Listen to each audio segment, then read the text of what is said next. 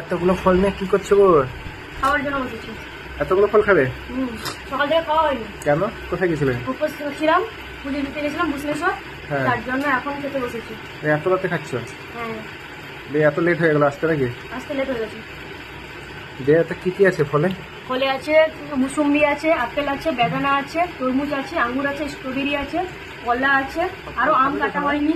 আমি একটা খাবো না, তুমিও খাবে। আমিও খাবো। হ্যাঁ। আর স্ট্রবেরি?